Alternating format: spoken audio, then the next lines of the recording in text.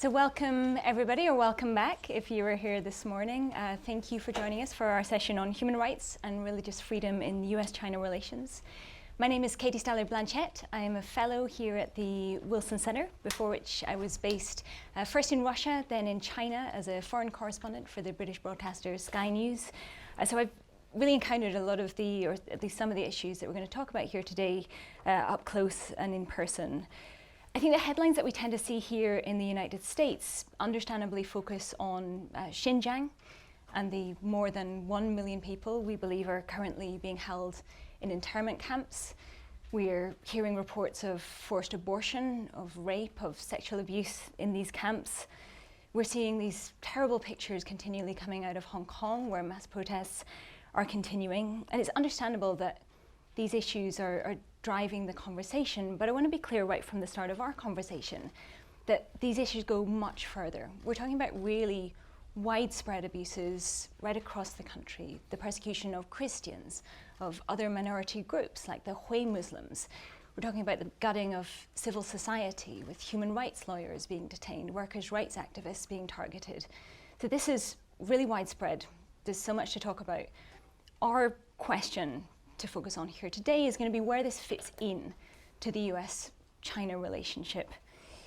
I want to dive right in because we have a fairly short amount of time here and a great panel to get to. You have their biographies in front of you, so I won't rehearse them, but just to very briefly introduce our panel here. I have Christopher Walker, Vice President for Studies and Analysis at the National Endowment for Democracy, Nina Shea, who is Director of the Center for Religious Freedom at the Hudson Institute, Dave Rank, Senior Advisor at the Cohen Group, retired from the U.S. Foreign Service in 2017 as the Deputy Chief of Mission at the U.S. Embassy in Beijing, and Robert Daly, Director of the Kissinger Institute on China and the United States here at the Wilson Center. So I want to turn right to Nina to start us off here, if I can. China has been designated as a country of particular concern over religious freedom every year since 1999. Just give us a sense of where we are here in 2019. How serious, how urgent do you think the situation now is? Well, first of all, thank you, and thanks to the Nixon Forum. Hewitt was a neighbor of mine over 30 years ago, and he was only a lawyer then, but I knew he was destined at that time, even back then, to be a radio host. So I want to thank him and you. CPC, Country of Particular Concern, is the government's short list for the world's worst persecutors of religious freedoms and of religious believers. And China has been on it since it was created, since the list was created under the International Religious Freedom Act of 1998. And there is a reason for that. China has always had an uneasy relationship with religion. For many centuries, freedoms have waxed and waned since the Cultural Revolution. And it was more relaxed starting, I guess, in the 90s for Christians and Muslims. Still, there was a lot of pressure then and persecution on the Tibetan Buddhists and the Falun Gong. But now it's a scale and intensity that we really haven't seen, and the world hasn't seen, because they're introducing these high-tech measures to do it. And so religion, it seems across the board, is being used as an instrument of the state, and it is going to be allowed so far as it can be used in that purpose, for that purpose, and its religious leaders, essentially Communist Party apparatchiks, whose main purpose is to communicate and propagandize on the party's values, with President Xi's twist on that, and to continue the surveillance of their followers.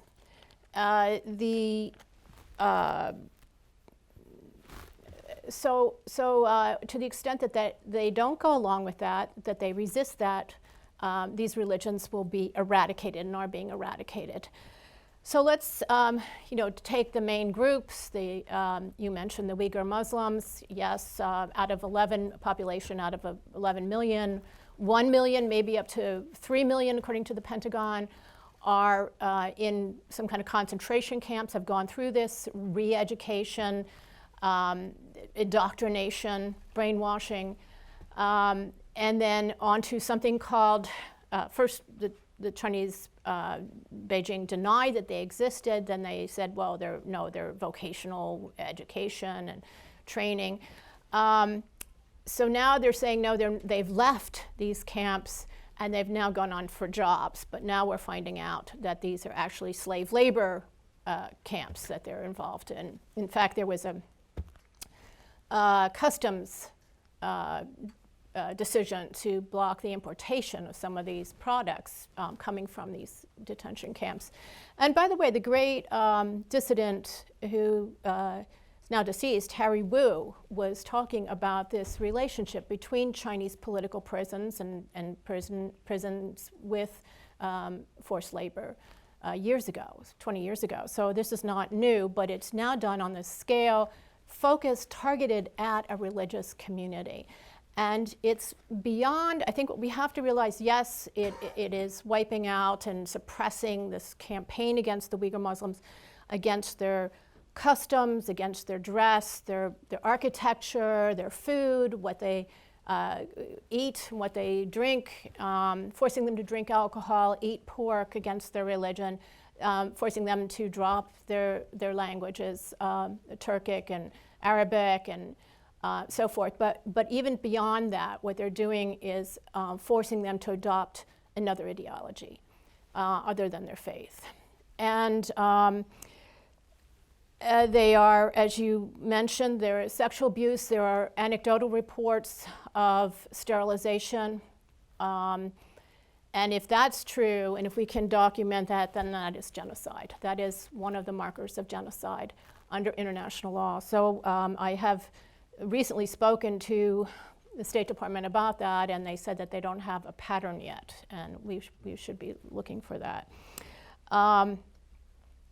So the Falun Gong went through something similar. They claim to be about 60 million by the 90s and strong in China, and there are maybe several thousand today. They're spiritual practices. It's more of a spiritual exercises rather than a religion as we conceive of a religion, because there's no organization or real leaders or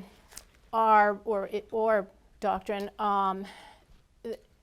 Are not practiced in public at all anymore in China. If they are punished. There has been constant reports, well-documented reports of organ harvesting from Falun Gong from the 90s on, and even today this continues. In fact, there was some kind of exhibit over in Switzerland recently that was just canceled because the authorities came forward and said that they had received human rights documentation that these vivisected human forms were actually Uyghur Muslims who had been prisoners. And this was some kind of exhibit. I don't know if it was scientific or art exhibit, but it was one of these bodies exhibits, and so it was canceled. The Christians, well, let me just say quickly about the Tibetan Buddhists. Again, in the 90s, the Chinese designated a fake Panchen Lama, which is the heir of the Dalai Lama, and as a young boy, and the one that was designated as the authentic Panchen Lama has disappeared. And there is a great deal of fear that as the Dalai Lama is approaching, I guess he's in his 80s now, that he may be replaced by an imposter appointed by the Communist Party as well. So there is a lot of anxiety about that. And he, of course, can't even live in China. He lives in India and travels a lot to bring attention to his people's plight, who are totally repressed inside China. The Christians are both evangelical and Catholic, are going through intense repression right now. They had been, even their underground churches, particularly in the big cities, had been tolerated for some time, for a decade or more. And now there is zero tolerance of these unregistered churches. The government is taking down pictures of Christian pictures of Jesus Christ, putting up pictures of Xi or Mao instead, taking down steeples and bell towers and crosses and any outward signs of Christianity, and are appointing the leadership. There's a new Vatican agreement where the government has a right now to have greater control over who is appointed as bishops. The Bibles have been taken off the internet. You cannot buy them over the internet now, and the government is going through a retranslation process. So you have, again, the content of religion, religious ideology being replaced with Communist Party values and practices. Church services are being, Catholic masses being required to sing hymns of praise to the Communist Party as part of the services. Some schools, some towns, or some businesses are requiring no faith pledges by their students and workers.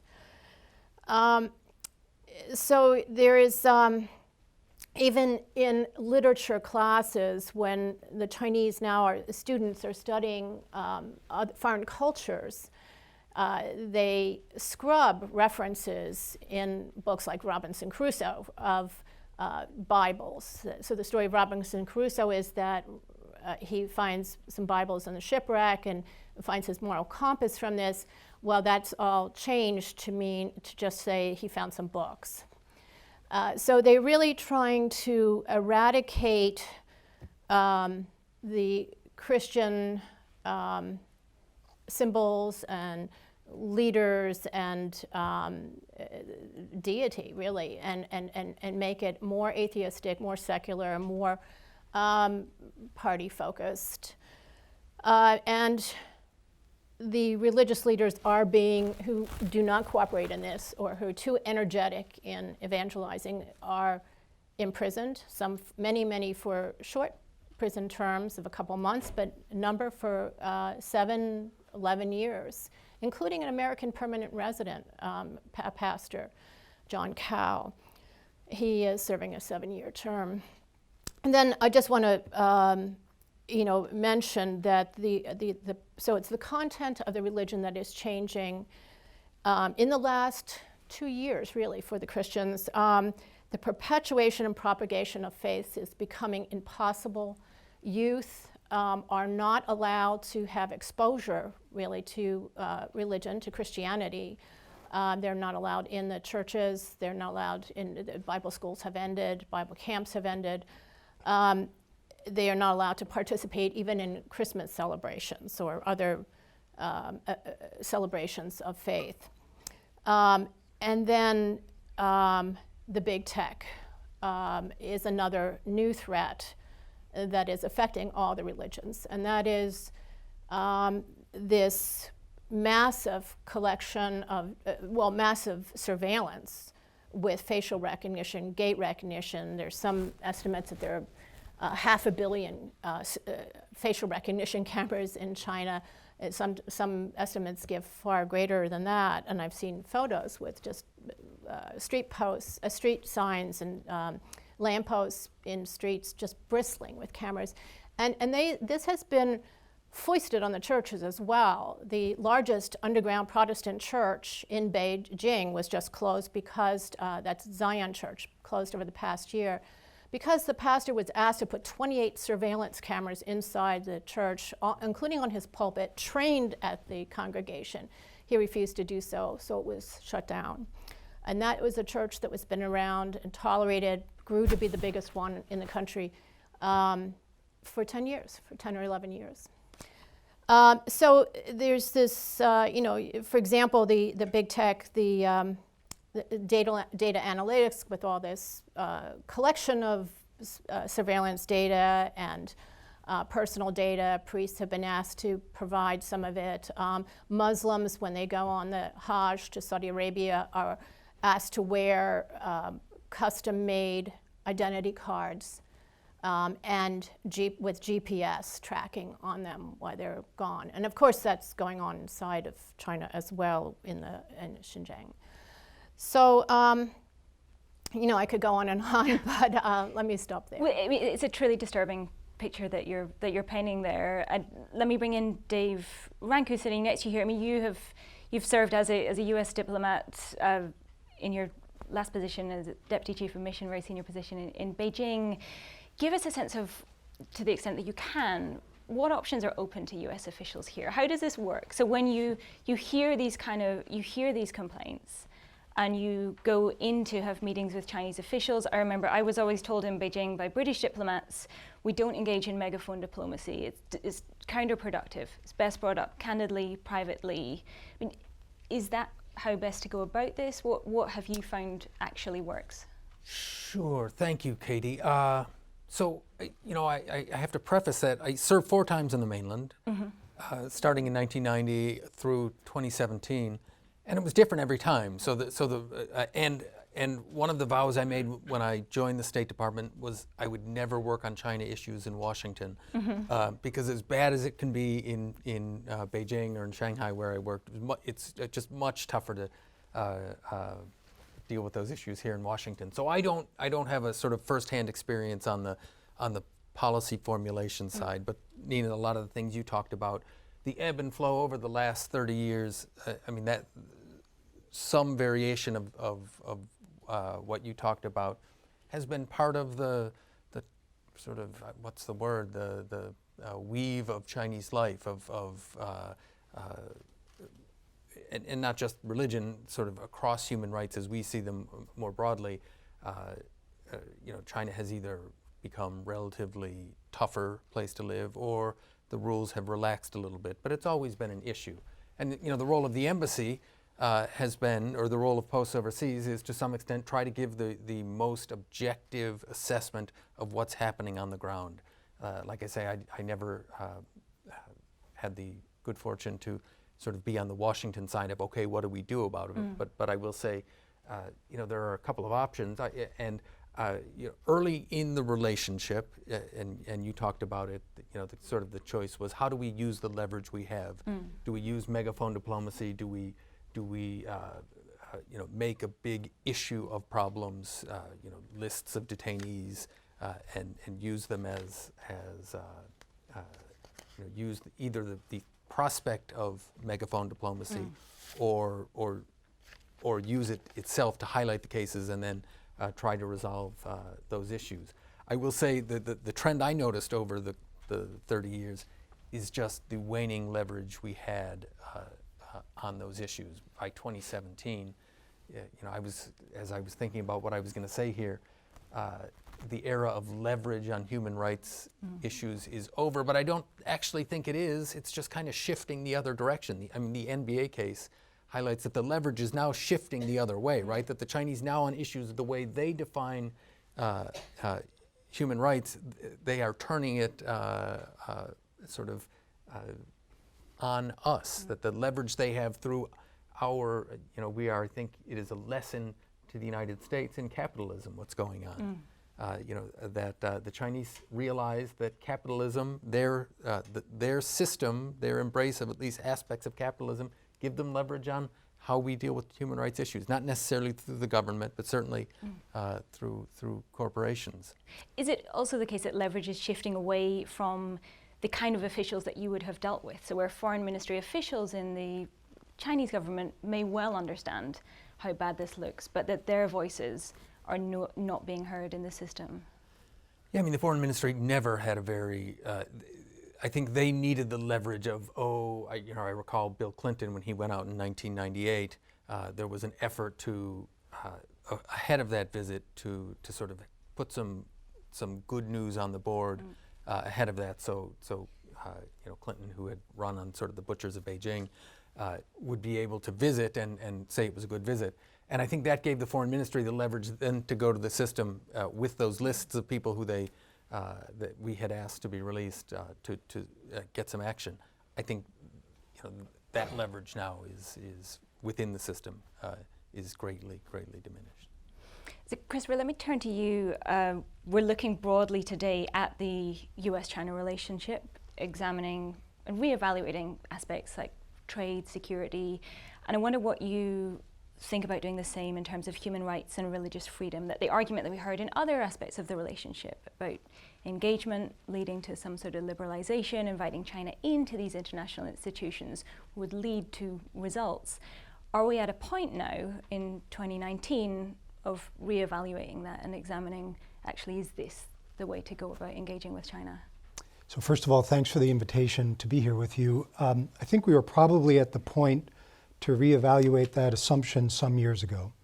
And we're doing it later than we should have, and hence it's much more difficult to identify how these new alignments of power should relate to each other. I think Nina did an excellent job in discussing just how repressive it is now within the PRC on the religious front. But this is replaying itself across civil society and the media sector, as I'm sure you experienced as a journalist there, for activists and anyone else who has an alternative point of view. It's much more repressive today than it was even a few years ago. If we're to widen the lens and think about what that means for the Chinese party state's engagement overseas and the way it's manifested in recent years, I'd identify three areas that are really worth reflecting on, three levels that I think are important for all of us to take into account. The first, as you alluded to, is regional and international bodies that, at least coming out of the 1990s, we all thought would be the standard setters for democratic governance and human rights and free expression. And either as a result of the complacency of the democracies, perhaps coupled with the more emboldened autocracies, they're nowhere near the level of performance one would imagine. This is true in the United Nations, where China now has a much more forward-leaning role, and that's to be expected. It's a much more powerful country, but I think what we're seeing is a reforging of some of the basic assumptions we would have had in a body of that kind in the key units that deal with human rights and democracy and free expression. At the same time, China has started its own initiatives, for example, the Shanghai Cooperation Organization, which at the outset was really looked at with dismissiveness, that it wouldn't have much traction. And now that body, which is predominated by authoritarian states, is resetting the rules in that region, certainly. And I can explain how that's happening in some detail later on. But I think it's important to note that there's now much more active effort to reset and recalibrate norms of human rights. The second area I touch on is economic and commercial engagement and how that relates to democratic governance.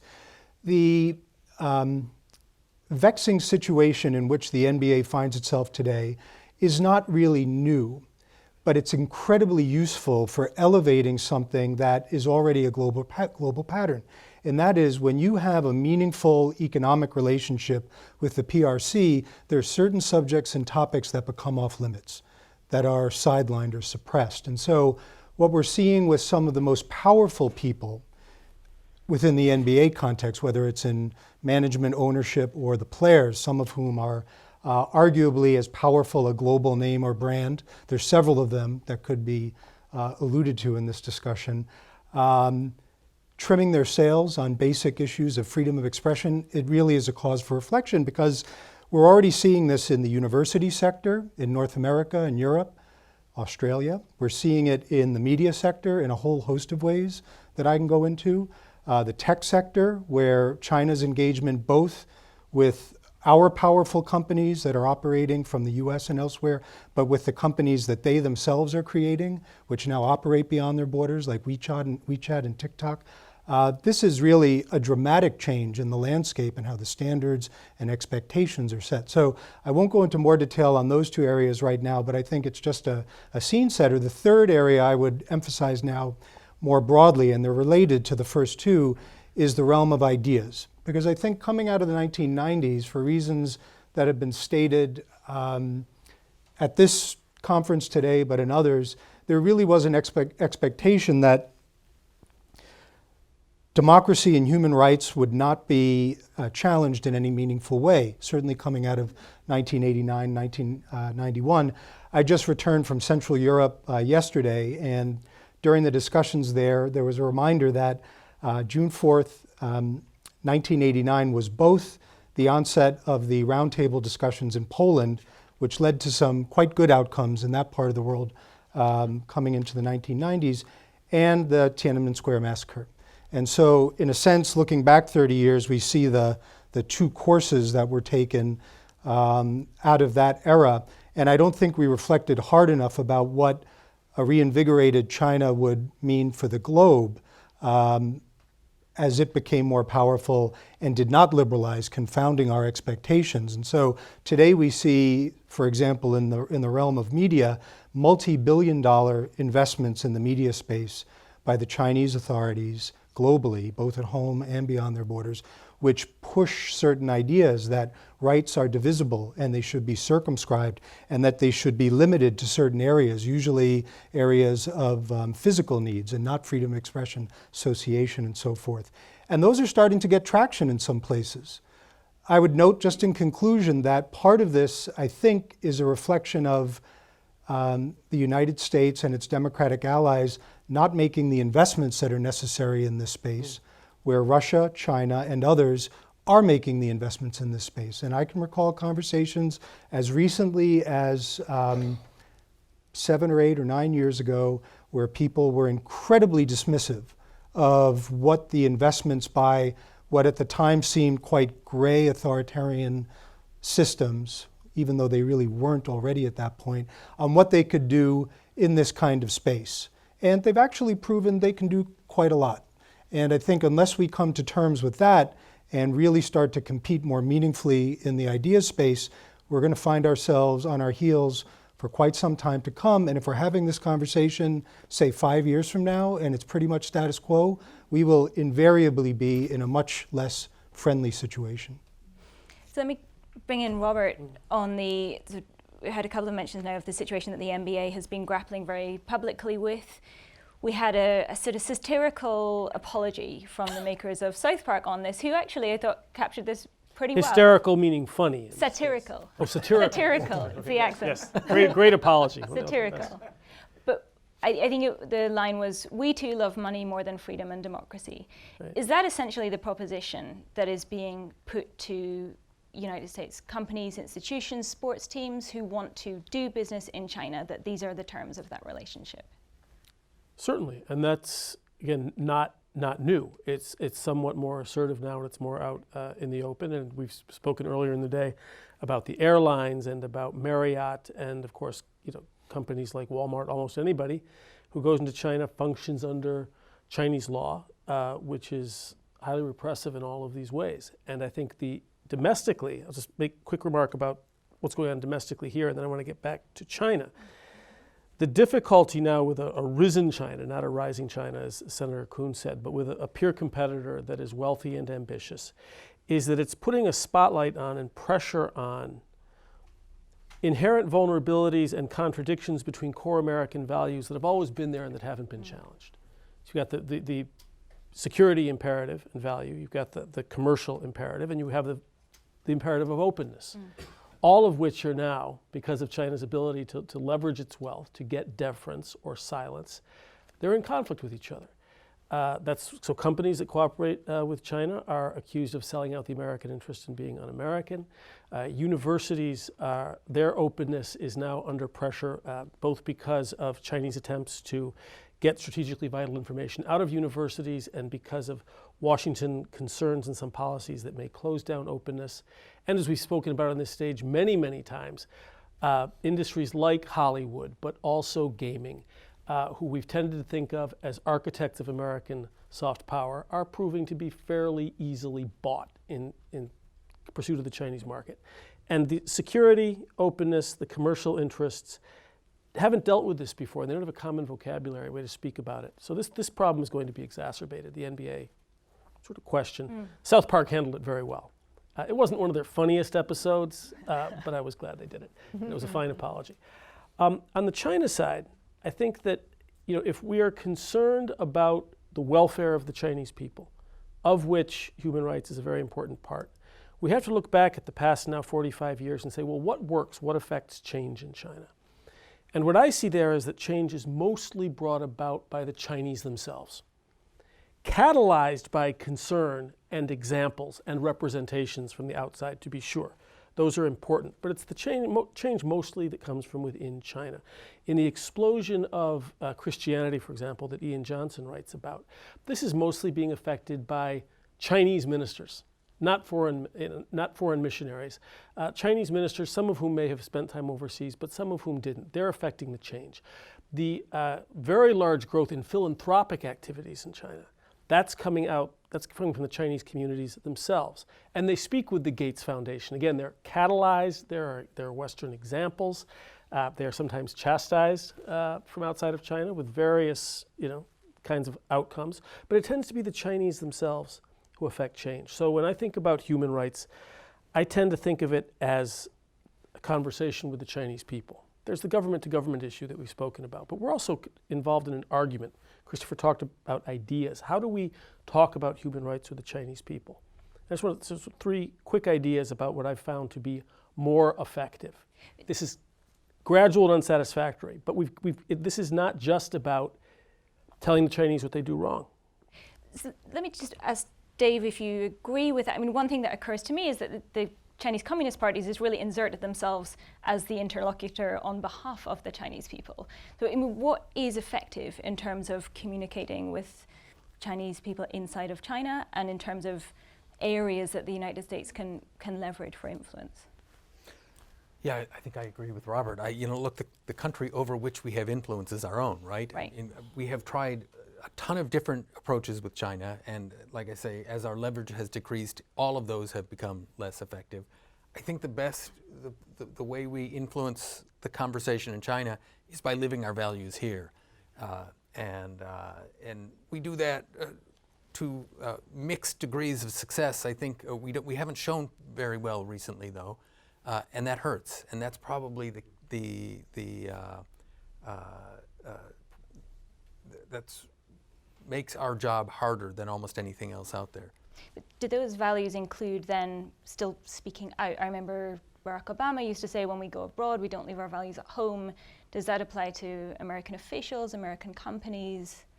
Well, I mean, American officials certainly. American companies, and I think Senator Coons talked about it very well. I mean, this is sort of the reckoning we have, and I agree with his take on the Cold War. But if you look at the U.S. Soviet confrontation, it strikes me that we didn't have to ask, where we developed the concept of liberal democracy and capitalism as essentially one and the same thing. And I think now that we look at the challenge of China, we realize you can be, the capitalism is sort of, there's a tip ball there, and that the Chinese have figured out it's a different style of capitalism, but they are using that to push for their interpretation of what human rights or sort of what the basic social contract is.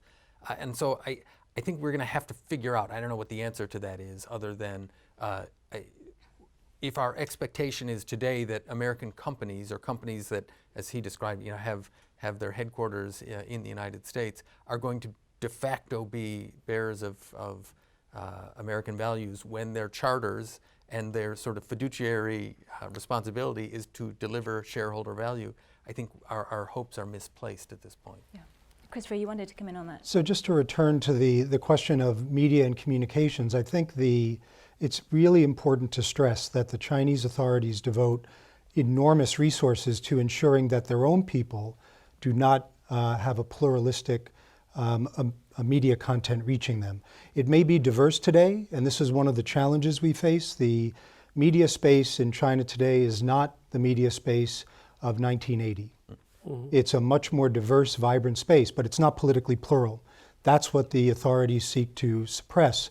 Meanwhile, there's massive investment beyond China's borders, including to consumers of Chinese language content beyond the PRC's borders for the diaspora, which really have few choices today. And there's enormous effort made by the authorities to ensure that the state's voice is the principal voice. And I think what it tells us is that the authorities in these authoritarian states, and it's true in Russia as well, they know this is important, and hence they invest in it. We've forgotten in the democracies that it is important, and therefore we haven't invested in the same way. So if you were to compare, just for example, Radio Free Asia, which does important work, they have a preposterously small budget when it comes to their work relating to China.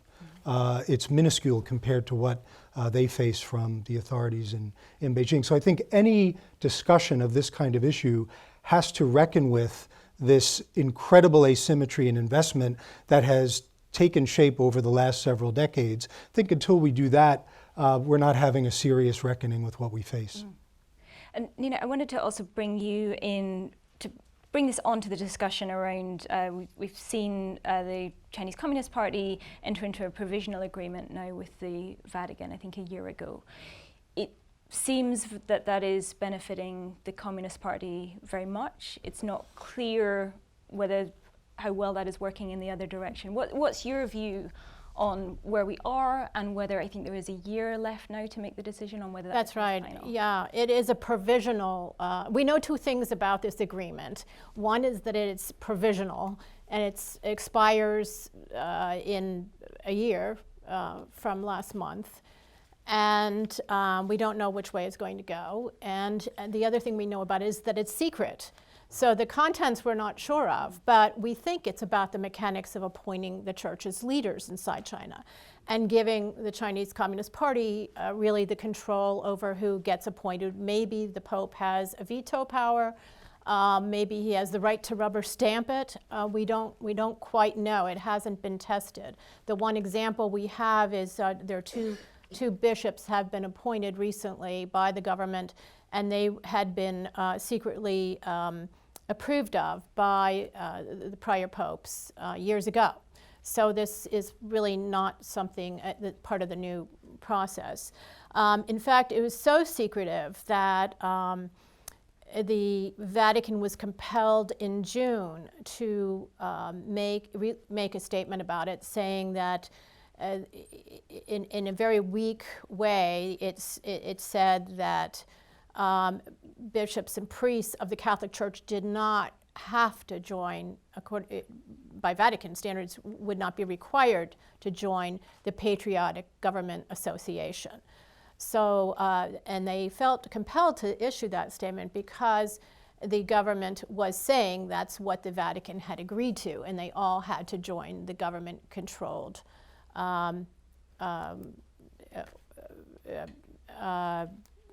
Catholic Association. So the Cardinal Zen of Hong Kong, emeritus, made a very, I think, astute point about this agreement, saying that it was a catastrophe, and that the reason why was because the party, because it's secret, we don't know the contents, even after a year, which is extraordinary. There have been no leaks. That the government and party can go to the Catholic faithful and say, this is what the Vatican wants you to do. The Vatican is basically saying by this agreement, trust us, we're going to keep it all secret, you're not going to know, but trust us, we know what we're doing. And the party and government goes out and says, this is what the Vatican wants you to do. And that is to take up Sinization as a communist values and ideology with a twist of President Xi. I just want to make another point, going back to the prior discussion, Katie, if I can, and that is, you know, it was no accident that there were two divergent paths in 1989 in Europe, and in Eastern Europe, and then in China. The Chinese were very closely watching what was happening in Poland, and they blamed the fall of communism on the Pope and the Catholic Church and the influence of churches and religion and Christian religions. And it was at that point that they made churches register. They required them to register, and particularly those in the countryside, and called those who did not register, the underground, as banned or evil cults, and tried to shut them down, at least in the countryside. So the churches in particular have had this exponential growth to about 100 million, estimated by sociologists at Purdue University. That is more, or was more than the Communist Party, which was estimated to be about 90 million, and is projected to be, in 10 years, to be the largest Christian church in the world with 250 million. This is both underground and patriotic churches together, but the vast majority of this growth is in the Protestant underground. And that trajectory has given a lot of confidence to these Christians and the world's perception of China as having a large Christian presence. And in fact, indeed, it is really the only civic society that is nationwide are the Christian churches that are independent of the government and are Chinese, not foreign media. So this is a very important test case for not just Christianity or religion, but for sort of the political structure and civil society and freedom for China. And they are being, the U.S. companies are complicit in some cases with this surveillance, providing parts for these cameras, for the computers, that is going into the social credit system where everybody gets a personal score and you get excluded from all the necessities of life and luxuries and benefits of life if you get a low social credit score. If you meet with foreigners who have low credit scores, you will get a low credit score. So that's the theory. That's how it's supposed to be working, according to the Chinese. And the last month, in this month, the U.S. Department of Commerce added 28 Chinese organizations to our entities list. So U.S. companies will no longer be able to export to these companies, and that are in Xinjiang or directed at Xinjiang with the cameras and the surveillance equipment. Also, likewise, the State Department has put individual officials who are responsible for the torment of the Uyghur Muslims on a visa restriction list. And there's legislation and a movement in the private sector to divest pension funds from these entities that, these companies that could end up on the entities list because they're somehow involved in the surveillance system. And really it is a national security. Their approach to surveillance, to 5G, to quantum computing is a threat to our own national security at this point. They have, are on the verge or do have the ability to penetrate data clouds. And that's for U.S. military. They're on the verge of this breakthrough for U.S. military, companies, and everybody else, governments, everybody else. So let me ask Dave, this is a very unfair question for which I apologize, but I wonder if you can try to help us to understand the calculation from the Chinese side.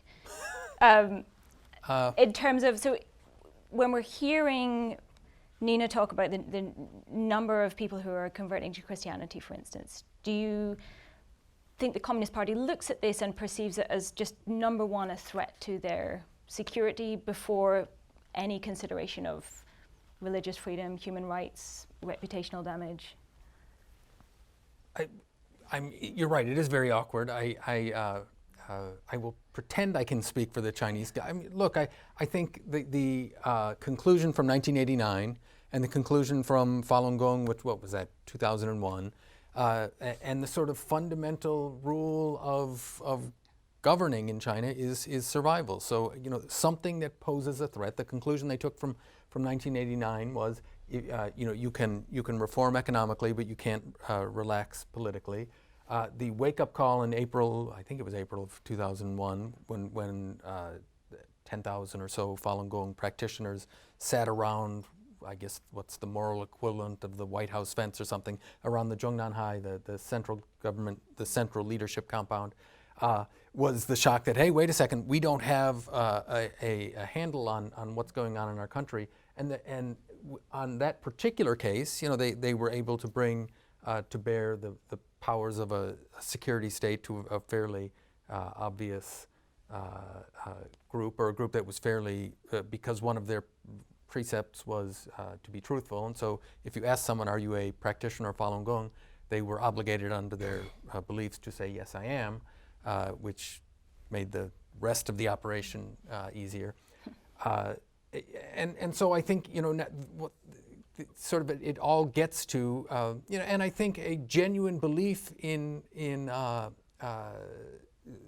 leadership circles in China that survival of the Communist Party is a good thing. Look what we've done since 1978, that we have brought development, and 99.99% of the people want to just look at TikTok videos, and they are living a much better life than they lived in 1978, and that is the fundamental requirement. That's the fundamental obligation of a government, is to deliver those things. And if the consequence of that is that that small fraction of the population who is unhappy with that arrangement, if that's the cost, that is acceptable. And look, the Chinese people voted in 1949 for this system, so there we are. The views of this, do not reflect those of Xi Jinping.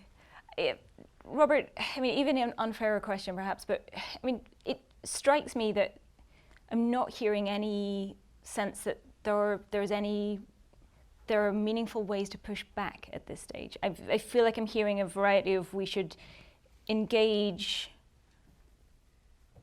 I'm not clear what the options other than what we're doing at the moment, which have gotten us to where we are. For the United States. Yes.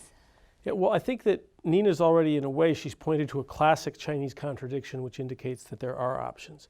You started with all this list of sort of these horrible things that have gone on to suppress religion in China, and an anticipated 150% growth in the number of believing Christians.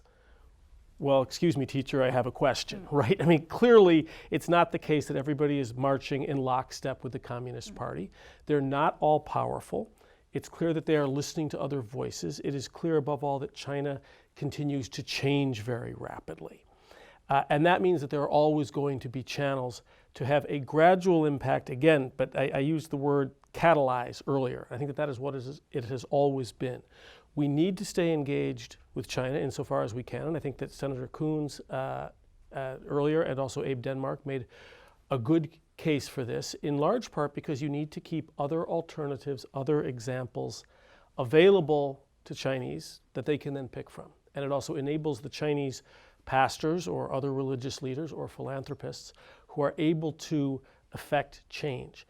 Now, engagement was never a lever that we could pull at a certain time with a certain amount of force to effect a certain outcome. Whenever we've tried to do that, we generally get egg on our faces. But best practices, global best practices, make a profound difference over time. And again, it's China's book isn't written. It is still changing. And so we can't simply tell China and the Chinese people that China is bad, because as far as we can tell, in a country that doesn't vote and doesn't have polling, probably a majority of Chinese see China as increasingly good. What Dave just mentioned, they've had tremendous improvements, not only in their material well-being, but even in their individual freedom since 1979. Before Xi Jinping came into power, I did say, that despite all of the remaining egregious human rights violations that should be a part of our policy, it was probably the best time in Chinese history to be Chinese, even from the point of view of individual choice. And so now we're in a much darker period, but China's still changing. And so I think that the answer is engagement, cooperation, making an argument and making examples present to the Chinese people insofar as we can, and recognizing that just as we continue to struggle here in the States with what are rights, I mean, most of our domestic political debates are highly moralized. You know, do young children have the human right to not be facing climate change? That's one form the argument takes. Do unborn children have rights? We disagree even in this country, sometimes violently, about what constitutes rights. It's an evolution. We can still help to catalyze the evolution of Chinese conceptions of rights if we stay engaged. And the other thing, I'm sorry, I'm going to jump in, is we have to have some confidence in our own system, right? Yeah. We have to be reflective and say, yes, we have challenges we need to address in the system, but there are reasons that the United States has been so successful. You know, we have championed individual liberty, we have formed alliances and partnerships and global institutions and led them. I mean, there are reasons that we got to where we are. And, you know, as we look at the success China has had, and we say, oh, maybe we should try to be a little Chinese, we're not going to be as good as the Chinese are at it, and we are going to damage our own, both our systems and our appeal to other people in the world in the process. But is there a danger? So recently we read the George Kennan long telegram about one of the final conclusions is about committing to the health and vigor of your own society. Is there a danger that that's not happening currently, as like the media is undermined? I mean, are we taking for granted that that system is going to renew and be robust and be an example? Yes. Well, you know, we don't have to guess what the Chinese are thinking on the religious growth and the Christianity growth. We have a screenshot that China Aid, which is a remarkable human rights organization based in Texas of Chinese dissidents, of a government website that said that we have to implement these regulations to stop the young people from going to churches, et cetera, in order to contain the overheated growth of Christianity. They're very much afraid of it. And I think that we can't say this is, you know, only a small fraction of the people are, you know, displeased by China's path. There was the one-child policy affected every single family in China. And we know that they must have chafed at that. They must have been very upset that they could not determine how many children they would have. See, I mean, you'd get me in trouble, Kate. And I think that the religious believers of all stripes are very concerned by, and it is shown to be more popular by its membership and growth than the Communist Party itself. And we have a little glimpse of what they're thinking from Hong Kong, where people are terrified, especially the young people, about what may be coming to their neighborhood real soon. So I think that we can't conclude that only a small fraction are displeased with it because their material wealth. I think I said that indications seem to be that most Chinese see China getting better and improving. I don't think I said a small fraction. Maybe I think we have to be very cautious with those sorts of assumptions because we just don't know. Right. We don't have elections that would express the preferences of the people. And even online, where there was a better chance in the recent past to get a sense of this, the authorities are getting much better, in part using artificial intelligence to censor, and in some cases even preemptively censor, which is already happening in Xinjiang. So I think it's entirely possible that there's far more displeasure than we imagine. But I think because we don't know, we shouldn't imagine what we think it might be. And let me just say a word about engagement. I think the false choice in the discussion over the last several decades has been this either-or thing, of we either engage or we isolate. I think what we could have done and what we need to do now is to engage, but with a clear understanding of what our principles are. Mm-hmm. We essentially had unconditional engagement that was driven through an economic-centric lens, essentially through our lens. I mean, I say our, the democracy's lens. It's not just the United States. It's essentially every open society that was looking to engage in some form, setting aside some of these essential issues that we've been discussing here. And now we're paying a price, and now we're playing catch up, because it's not just about the evident and systematic and clear abuses within China, but now we're contending with China's engagement beyond its borders in ways that are in so many ways unfriendly to democratic and human rights standards. And I would say the challenge that the NBA has brought before our eyes tells us a few things, and I'll just give a couple of examples in other parts of the world. Our most powerful figures and institutions are willing to curb their expression.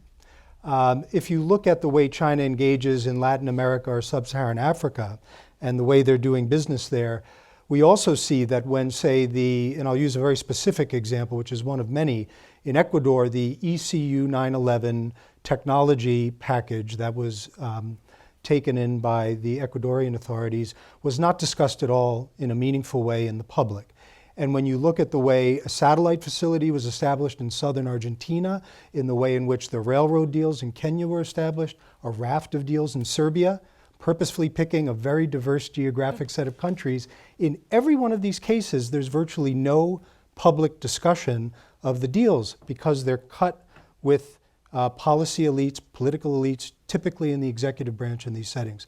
So civil society, independent media, which you'll find in the countries I alluded to, are cut out of the discussion. And I think when you peel the layers down a little bit, you see opacity and secrecy kind of as the pattern across all of these areas. And for our partners, for vulnerable democracies that are looking and aspiring to something better, for established democracies like Canada, Australia, the UK and others that are contending with their engagement with China, we're all in this boat together. So part of the solution is reforging democratic unity, democratic solidarity, not succumbing to divide and conquer tactics, which are visible both at the state level and the institutional level. The NBA is a great example of this. If NBA's management and ownership, before this ever happened, had said, if we are hit with something like this, we will respond in a unified way. Every team together with management, that we do not compromise on free speech, it would have been a different dynamic. Now everybody's scrambling, and it's the same thing that happens to universities, same things that happens to media companies, technology companies. And so this principle of solidarity and unity is crucial. It's not easy. I don't suggest it is. Collective action is never easy. But until we at least start a process of thinking these things through and have some preparation and purposefulness, we'll be at a loss for quite some time. But are you optimistic that the NBA would have said, we will forego, I don't know what the percentage of their revenue is, that for the principle of free speech? So I think this is the question, and you've hinted at this. I think all of our institutions have to grapple with this now, whether it's publishing companies which prune their content in order to reach the Chinese market, whether it's our entertainment companies, which will modify their screenplays in order to do that. At some point, we have to say, where do we draw the line? There was a line not all that long ago that was a little bit smaller. The circle was a little bit smaller. It used to just be the T's, Tiananmen, Tibet, Taiwan. And now that circle has grown, as I understand it, where people are willing to forego their speech on a host of other issues, whether it's elite corruption, politics in China, business in their own countries related to China, BRI-related things. And so the logical extension of this, if we don't have some principles behind them, is that the circle grows. And in coming years, there's even less we'll be talking about. Well, we should have that discussion. I think we should have the principles and not sell them away. But that's a discussion that I think all the democracies have to have now. So let me throw something leading on from that out and see who wants to grab it. A not unforeseeable situation is that there's a violent crackdown in Hong Kong. What are the options open to the Trump administration then? What should the United States do in that situation? Sanctions. And there is, Magnitsky sanctions can target individuals who are responsible for this crackdown. They could, Communist Party officials, for example, or the governor or whomever. And there's also legislation pending, which China is very angry about, tying special trade status with Hong Kong, tying it to how this all unfolds. So, I think that we do have some tools in our arsenal to put some pressure on them. They may just well kill the goose that laid the golden egg if they go down this route with Hong Kong, and they have to understand that as a deterrent. And I just want to take issue with one thing that I think, Robert, maybe you said, that China is not all powerful. The Chinese Communist Party is not all powerful. Yeah, well, in fact, it's becoming at least omniscient, if not all powerful. There is a new app called Study the Nation, which is a propaganda app developed by the Communist Party in Alabama. And it has a backdoor entry into all your social media, your internet history, your photographs, your contact list, and it's required by certain, they require this Chinese app, Communist Party members are required to have it. and lawyers. And I can see in not too distant future where religious leaders would have to have this app. Right. It really does a very all-encompassing job of monitoring what you're thinking, reading, contacting who you're... It aspires to that. We don't really quite know what the social credit system is going to be in practice yet. And we've heard some voices that object to this from within China. There are a couple of pilot projects.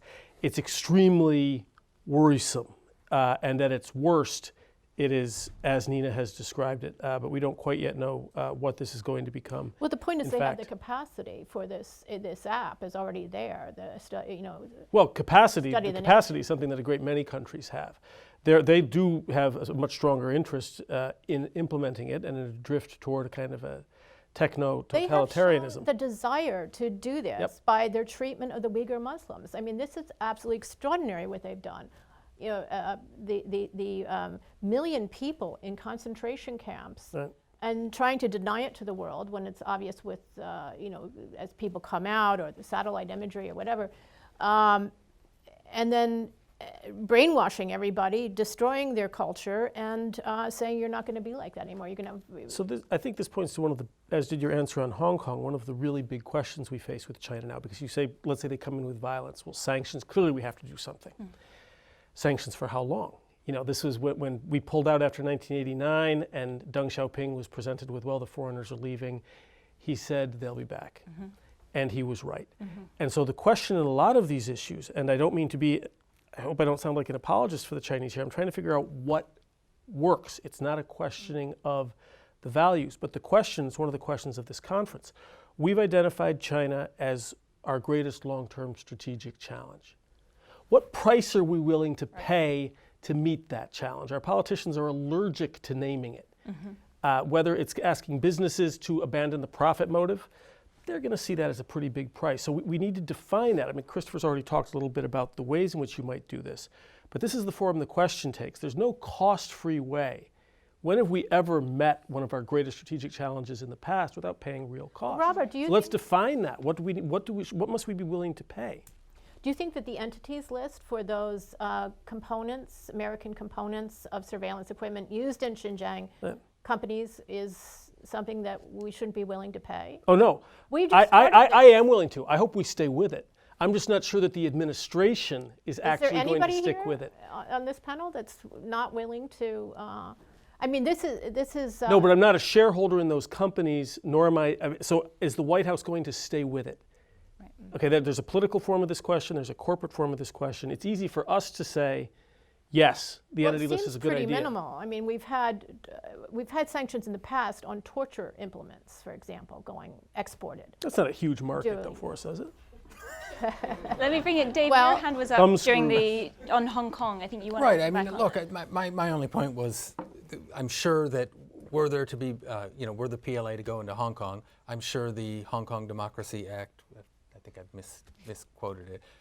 Human Rights and Democracy very quickly. Act, yeah. But that's not what's staying the hand of the PLA, right? I mean, it's the fact that a large percentage of China's FDI still comes through Hong Kong, and they need the place. And that's so that's the leverage that's there. I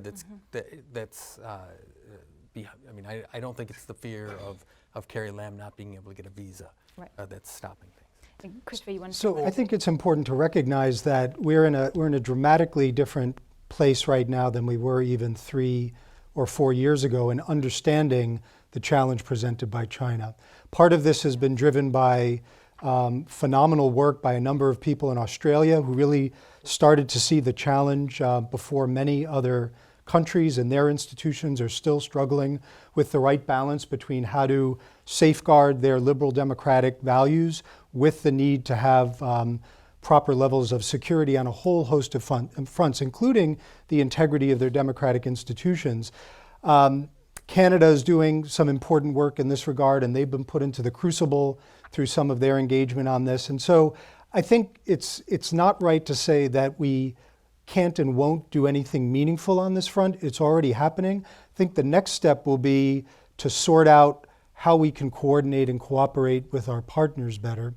And that won't be easy. I mean, this is going to be a long-term challenge precisely because the investments, the engagements, the purposefulness that has come from China over the last years has a lot of momentum behind it, and we're just getting our bearings. But I'm confident that when open societies do get their bearings, they will respond in a way that will have their interests safeguarded, which I think will be better for the world.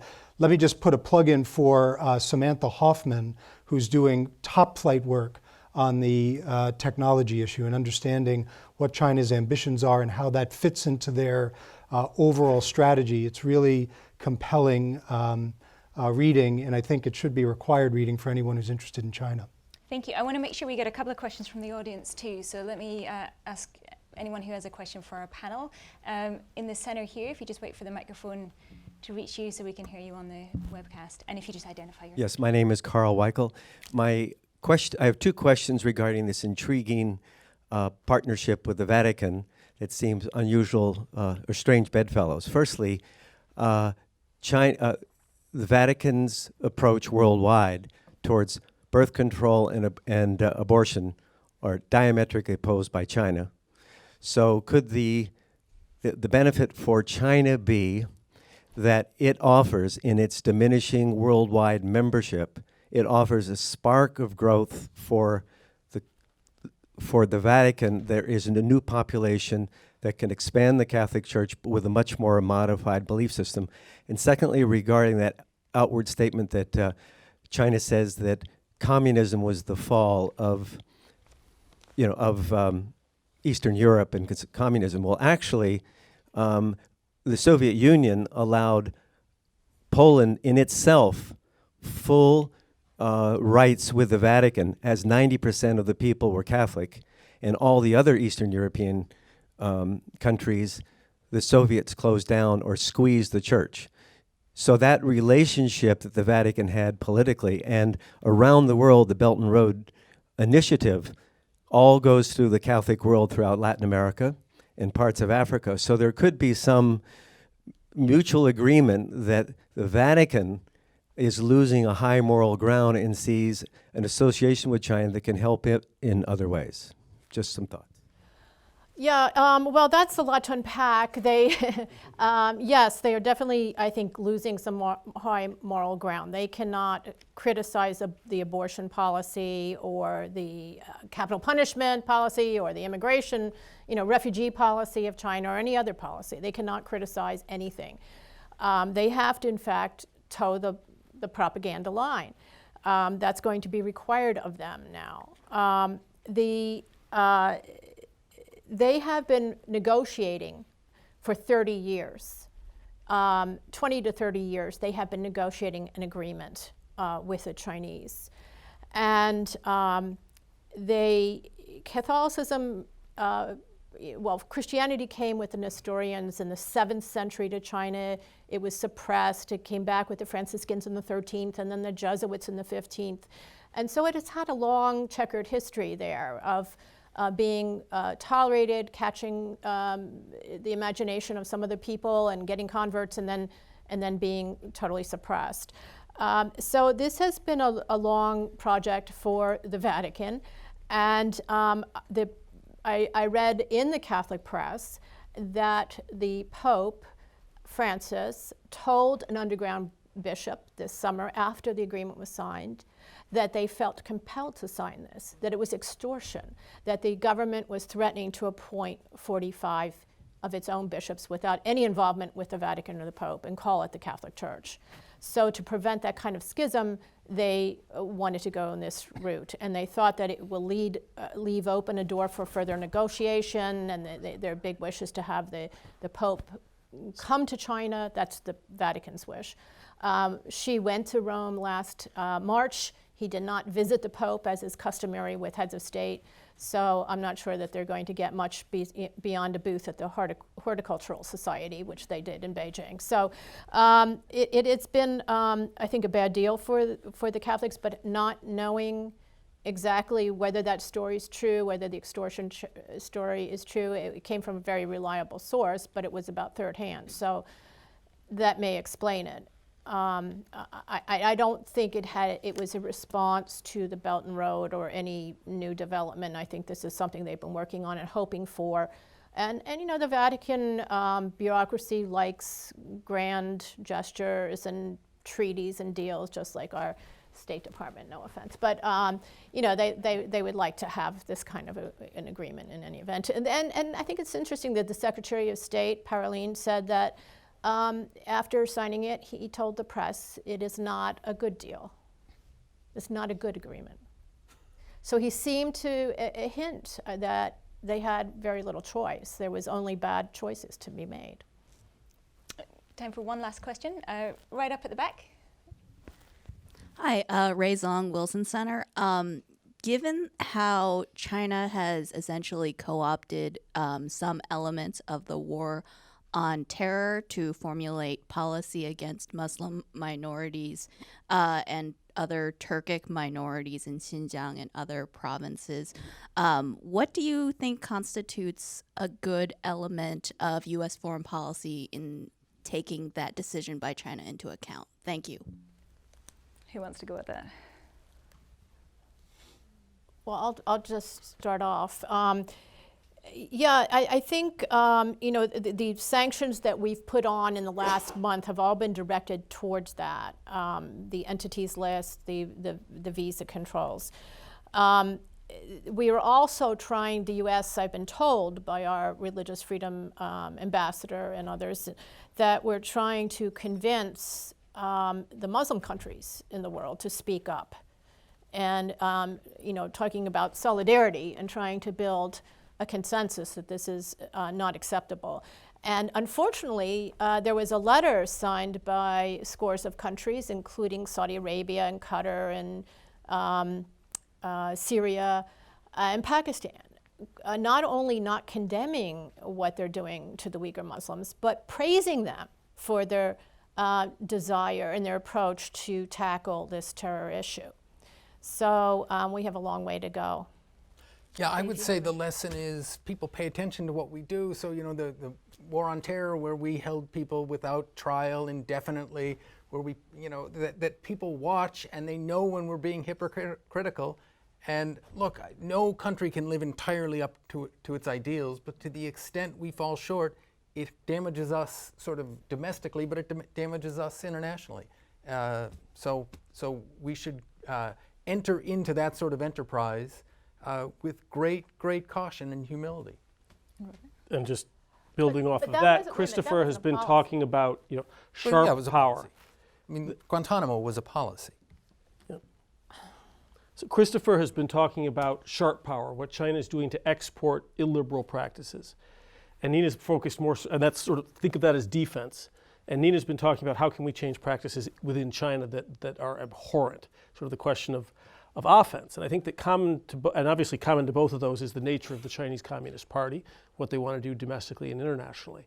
But I think that in terms of policy, in terms of sort of the defense against sharp power and offense in terms of changing China, that Dave is right. A big part of the answer is having our own house in order and being the best exemplar we can be of the values that have always been admired. And that's, I mean, the more we look here at all these different aspects of U.S. China relations, for everything that we're rightly concerned with China, it tends to be the case that items 1 through 8 are get our own house in order, and then 9 and 10 is, you know, hit hard to change Chinese behavior in any way we can. Well, I can't let that go. Let me just say a quick word. So Robert invoked the term sharp power, which was a came about through a report that we released in December 2017. And I think it's important to note that the definition that we came up with was really about influence that seeks to marginalize or censor or otherwise impair the independence of democratic institutions. And I think what we see in China's case beyond their borders is that when China engages, there can be an adverse effect in so many ways. And so part of this, you can stipulate that the U.S. and a host of other countries need to get their house in order. I think that would be wonderful, and we should seek to effectuate that. But that won't help us deal with this larger global challenge that has emerged, where our allies and partners and independent institutions are facing enormous challenges for which they're ill prepared. And so I think it's important to recognize that any discussion of getting houses in order has to be seen as two sides of a coin. That we can refresh our own institutions, respond to our people's and society's needs, but we can't do that in isolation, because the authoritarians, China and Russia, will not hit a pause button while we get our house in order. It's just not going to happen.